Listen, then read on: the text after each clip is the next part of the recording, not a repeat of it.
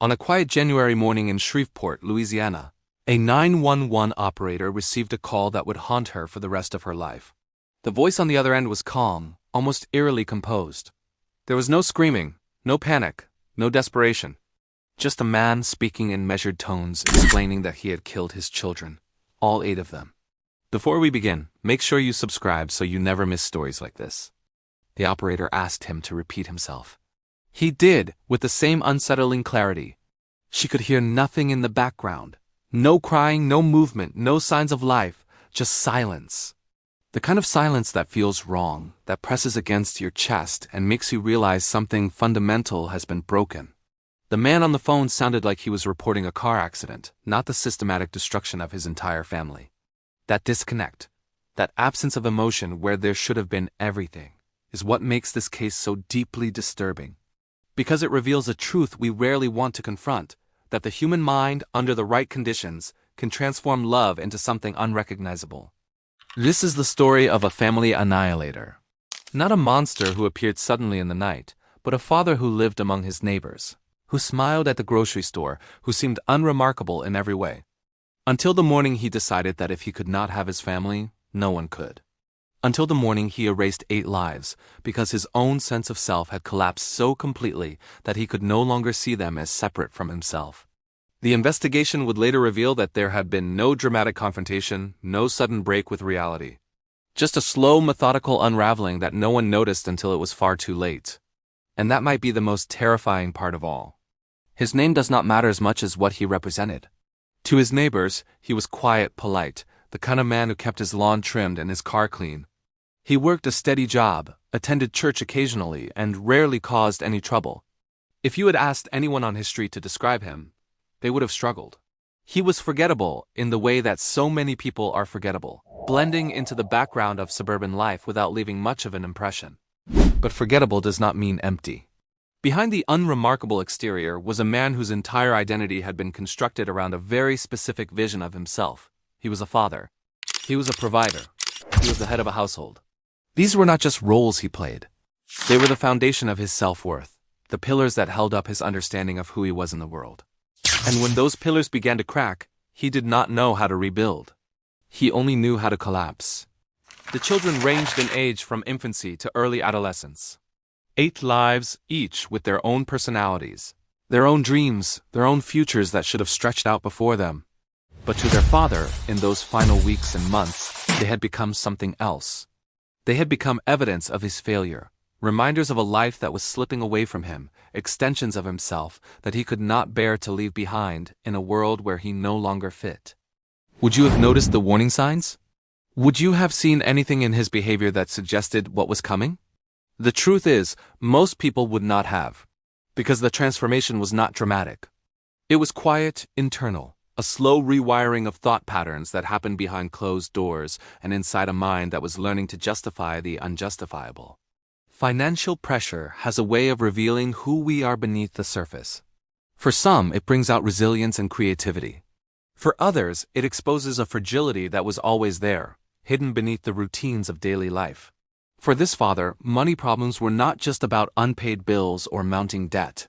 They were about identity.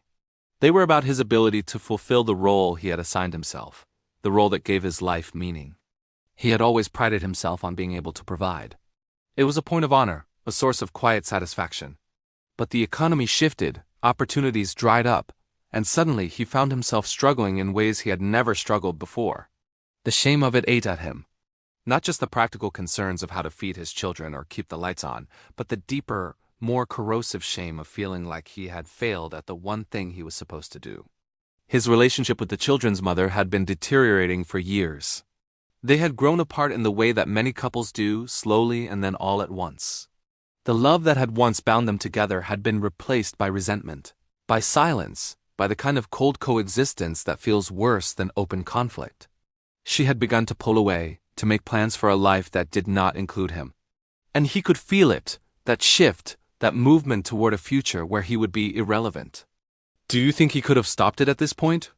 Do you think there was a moment where he could have chosen differently, reached out for help, admitted that he was drowning? The answer is probably yes. But that would have required him to see himself clearly, to acknowledge that his identity was not fixed, that he could be something other than what he had always been. And for reasons that are both psychological and cultural, he could not do that. He could only hold on tighter even as everything slipped through his fingers. Isolation compounded everything. He had no close friends, no confidants, no one he trusted enough to reveal the depth of his despair. Men of his generation and background had been taught that vulnerability was weakness, that asking for help was an admission of failure. So he kept it all inside, let it ferment and darken, let it transform from sadness into something harder and more dangerous. The children noticed changes in him. He became more withdrawn, more irritable. He spent long hours alone, staring at nothing, lost in thoughts he would never share. But children are adaptable, and they learned to navigate around his moods, to give him space, to hope that whatever was wrong would eventually pass. They could not have known that his silence was not healing but calcification, that every day he was moving further away from them even as he sat in the same room.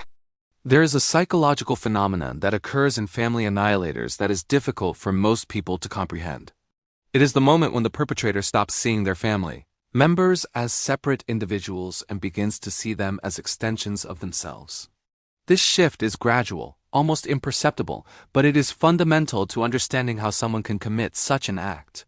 For this father, his children had always been a reflection of his success, his legacy, his contribution to the world. But as his sense of self began to crumble, that reflection became distorted. They were no longer proof of what he had built. They were evidence of what he was losing. And more than that, they were vulnerable, dependent, tied to him in ways that made them inseparable from his fate. In his increasingly distorted thinking, leaving them behind was not an option. Not because he loved them too much to let go, but because he could not conceive of them existing without him. They were his. They belonged to him. And if he was going to disappear from the world, if his life was going to end in failure and humiliation, then they would disappear with him. It was not mercy. It was ownership taken to its most horrific extreme. Would you have trusted him if you had known him? Would you have left your children in his care? The disturbing answer is that most people would have, because he had not become a different person on the outside. He still went through the motions of daily life, still performed the role of father in ways that seemed normal enough. The transformation was entirely internal, a rewiring of his moral framework that left no visible trace. He began to plan. Not in a frenzied, impulsive way, but with the kind of calm deliberation that suggests a mind that has already made peace with what it intends to do. He thought through logistics, considered timing, made sure that when the moment came, there would be no interruptions, no chance for anyone to stop him. This was not a crime of passion. It was a crime of control, of a man reasserting dominance over the one thing he felt he still had power over. In the days leading up to the incident, he was almost pleasant. Neighbors would later recall that he seemed more relaxed, more at ease than he had been in months. He smiled more, made small talk, acted like a man who had found some kind of resolution. And in a way he had made a decision, and the weight of indecision had been lifted. He knew what he was going to do, and that knowledge brought him a terrible kind of peace. This is one of the most chilling aspects of family annihilator psychology. The planning phase often coincides with an improvement in mood, a reduction in visible stress. To the outside world, it looks like recovery. But it is not recovery. It is the calm that comes from having surrendered to the worst possible outcome, from having given up on any future that does not end in destruction. He spent time with his children in those final days. He helped them with homework, watched television with them, tucked them into bed. Did he feel anything in those moments? Did he experience doubt or regret, or the pull of love that should have stopped him? We will never know for certain. But based on what we understand about the psychology of these cases, it is likely that he felt a kind of detachment, a sense that he was already watching from a distance, that the decision had been made and everything that followed was simply execution. The children's mother was not in the home. She had left, either temporarily or permanently, depending on which account you believe. Her absence was both a trigger and an opportunity. It confirmed his worst fears about abandonment, about the dissolution of the family structure he had built his identity around. And it gave him the space he needed to act without interference. Do you think this was a mistake on her part, leaving the children with him? It is easy to judge in hindsight, to say that she should have known, should have seen the danger. But the reality is that most people in her position would have done the same thing. He was their father. He had never been violent before. There was no obvious reason to believe he was capable of what he was about to do. And that is the tragedy of it, the way that normalcy can mask something so profoundly broken. The details of what happened that night are known only through forensic evidence and the father's own later statements. There was no struggle, no chaos, no signs of panic. Each child was found in their bed, as if they had simply gone to sleep and never woken up. The method was quiet, deliberate, designed to minimize suffering in a way that suggests he still saw himself as merciful, as sparing them from something worse. This is important to understand. In his mind, he was not committing murder. He was preventing a future he could not bear to imagine, a future where his children would grow up without him, where they would be raised by someone else, where they would forget him or worse, remember him as a failure. He was taking control of the narrative, ensuring that the story ended on his terms rather than continuing without him. The house remained silent. No neighbors heard anything unusual. No one called the police. The world outside continued as it always had, unaware that 8 lives were ending just beyond the walls of an ordinary suburban home. And when it was done, when all 8 children were gone, the father sat down and waited. Not for rescue, not for escape, but simply for the next phase of his plan. He called 911 himself. Not immediately, but after some time had passed, after he had sat with what he had done and processed it in whatever way his fractured mind was capable of processing. And when the operator answered, he spoke with that same eerie calm, that same absence of emotion that would later be described as the most disturbing part of the entire case. The 911 recording is difficult to listen to, not because of what is said, but because of how it is said. There is no remorse in his voice, no horror, no recognition of the magnitude of what he has done. He sounds tired, perhaps, but also relieved. As if a burden has been lifted. As if he has completed a task that needed to be completed and can now rest. The operator tries to keep him on the line, tries to understand what he is telling her. She asks if the children need medical attention. He tells her no, that it is too late for that. She asks if he is injured. He says he is fine. She asks why he did it, and his answer is chilling in its simplicity. He says he could not leave them behind. He says they were better off this way. Better off. Those words reveal everything about his psychological state. He genuinely believed in that moment that he had done something necessary, even protective. He had saved his children from a future he deemed unacceptable.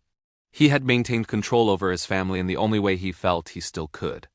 And in doing so, he had preserved his identity as their father, as the one who made the final decision about their fate. Would you have been able to talk him down if you had been the operator?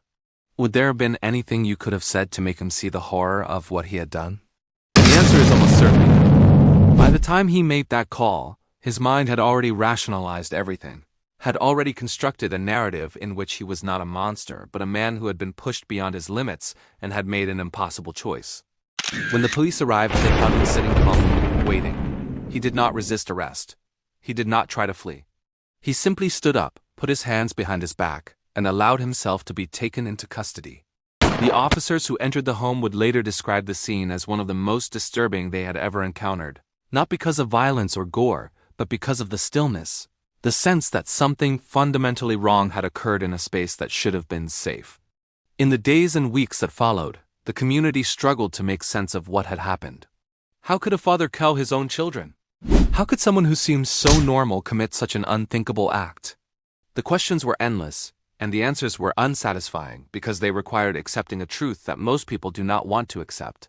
That the capacity for this kind of violence exists in ordinary people, that it does not require obvious mental illness or a history of abuse, that it can emerge from the slow accumulation of stress, shame, and distorted thinking. Psychologists who study family annihilators have identified common patterns. These perpetrators are often men who have tied their identity to traditional roles of provider and protector. When they experience a loss of status, whether through financial failure, relationship breakdown, or other forms of perceived humiliation, they enter a state of psychological crisis. But instead of seeking help or finding new ways to define themselves, they double down on control. They become obsessed with maintaining authority over their family, even if that authority can only be expressed through destruction. The father in this case fit that profile almost perfectly. He had no history of violence, no criminal record, no obvious signs of severe mental illness. But he had a rigid sense of self, a belief that his worth was tied to his ability to fulfill certain roles. And when those roles became impossible to fulfill, when his family began to slip away from him, he could not adapt. He could only hold on tighter until holding on meant destroying everything he claimed to love.